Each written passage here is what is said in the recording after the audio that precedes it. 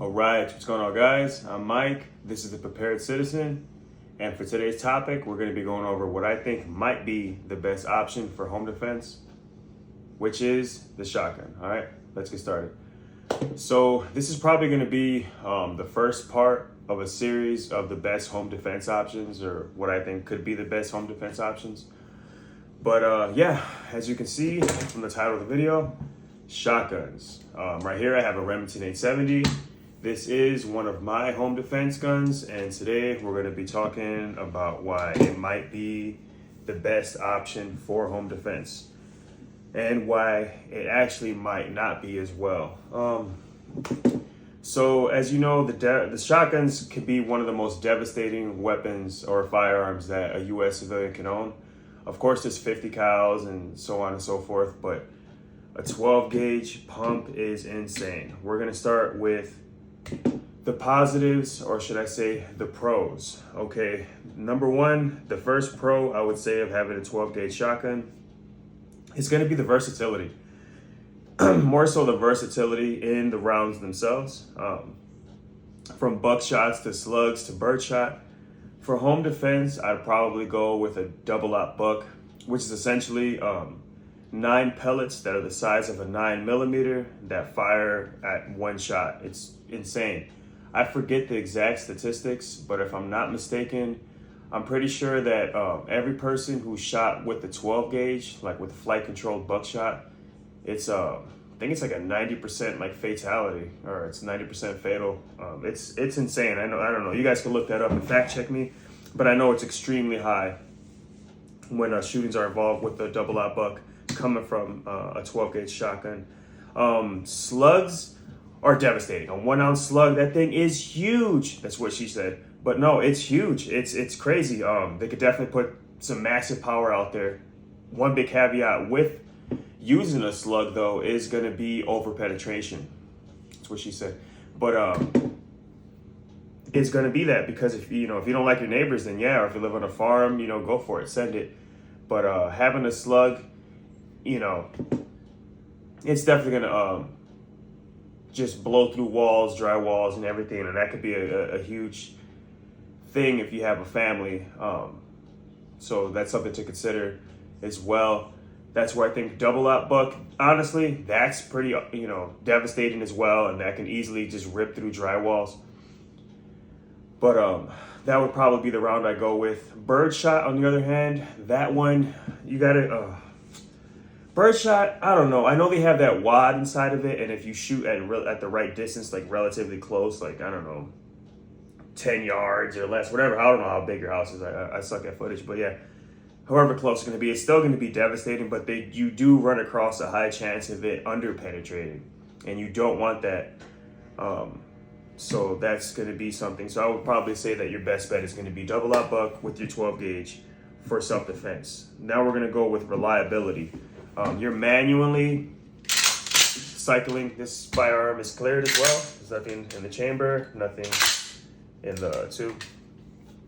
But you can manually operate it, which, if you know what you're doing, is going to ensure more reliability, because you're feeding the gun itself. So it's less prone to jamming. And you can use a multiple of different loads. But you have to be careful.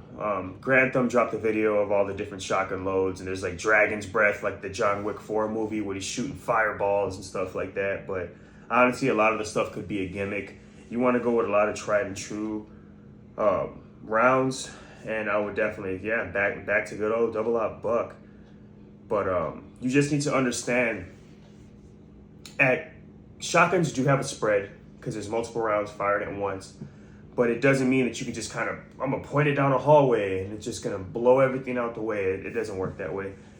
It might have a spread the size of your fist or so on. It widens up the farther you shoot, but at closer distances, it won't be as wide as you may think. You do have to aim. So that's something to definitely consider. But with that though, you're talking about 9 pellets the size of a 9mm. It's absolutely devastating of what a 12 gauge can accomplish. And then another pro, depending on how you look at it, is the entry cost, the entry way into a shotgun, especially if it might be like your first gun, it's pretty cheap. You know, this is a Remington 870. I got this as a gift, but if I'm not mistaken, you can find these for around like $350, $400. It just depends where. But the entry point is cheap. A Maverick 88 is around $200. You know, you can get a Mossberg 590. The 870, yeah, there's a few other ones. I'm not sure on every brand, but those are the two big ones that I would recommend. Is going to be a Mossberg 500, 590, or a Remington 870. Or if you want to go a little less inexpensive, the Maverick 88 is also going to be a really good option. But particularly for me, I always run 12 gauge. I know there's 20 gauge. I'm not too exactly familiar with it. I know it has less recoil, but for I think 12 gauge would probably be the way to go. But yeah, the cost is cheap. So God forbid you were to have to use this in a self-defense situation or a home defense situation. If it has to sit in the evidence locker, you don't have to be like, oh, well, there goes my $3,000 AR or my super expensive pistol, whatever the case may be. It's cheap to get in, cheap to get out. But with that said, you got to think about it too. This is your family, you know. When you're defending your family, you shouldn't be thinking so much about cost. This just so happens to be inexpensive, but your family's lives, as we all know, they're priceless. You know, you can't put a price on that. So if this was $3,000, it is what it is. You know, it just so happens to be inexpensive. But now we're going to get into the cons. The major cons are going to be over penetration. I kind of talked about that a little bit in the beginning of the video. But double op up, man, it's going to rip through drywalls. It's going to go, you know, far. And if you have neighbors, you know, and all of it, every shot that you fire, you're accountable for. And yeah, that's something to consider, especially a slug. Slugs are devastating, but slugs also shoot through a lot. You're going to blow through your doors, your drywall, might go through the neighbors, you know. It is what it is. This is the nature of the beast. That's what shotguns do. So that's something that you got to absolutely consider. You know, how big, you know, what kind of area do you live in? Are you rural? Are you urban? Are your neighbors live close to you? What's behind your target? You know, that's always going to be a factor. Even if it was a pistol or a rifle, you always have to know what's behind you, and you're responsible for every shot that's fired. But with the shotgun, especially since there's more rounds being shot at one time, you definitely have to consider that as a factor. That could be a con. Another con is it's bigger, and I'm not gonna say unwieldy, but in a house, it's definitely gonna be a little bit more cumbersome to maneuver. You know, that's definitely a training curve, but that's something that you have to consider as well. This one's, I think, an 18.5-inch barrel, so it's still relatively short. It's not a short barrel shotgun by any means, but something to consider, that it's not gonna be as compact as like a handgun if you were to use a pistol, or like an SBR or a pistol caliber carbine. Those are all going to be a lot more maneuverable than the shotgun. Not saying that this isn't maneuverable or you can't train around it or figure out ways to go about it. It's just that it's just what it is, you know. Another con potentially is the manual of arms. You know, you really have to train with this firearm, know how to cycle it, know how to load it. And that's going to be something, you know, like you're responsible for it. It's not semi-auto, so you're going to load and feed the gun with every shot that's fired. So you have to make sure you're training with that, so you know what you're getting yourself into. And then another one, but again, if you train, it's not going to be as big of an issue, but you do need to know that it's not just pull of a trigger. It's definitely it's like driving a manual car. You know, it's not like an auto where you just put your foot on the gas and go. You have to, you know, change the gears yourself, and that's how it is with the shotgun, a pump. And recoil. Recoil, again, with training, it's not going to be much of an issue. I'm 6 foot, 200 pounds. I'm solid. I don't really consider that a con necessarily for me. But if you're in smaller stature, or you have a smaller wife, that you might be, you know, handing the firearm to her, or maybe she's home alone, or, you know, so on and so forth. To a smaller person who's more recoil sensitive, that could definitely be an issue. So that's also something to consider, is that as well. So if you're recoil shy or you just, it's more powerful. It's a lot more powerful than a pistol or a rifle, like an AR-15 or a handgun chamber like 9mm, for example. So that's something that you gotta really consider when you're going to this. And then also,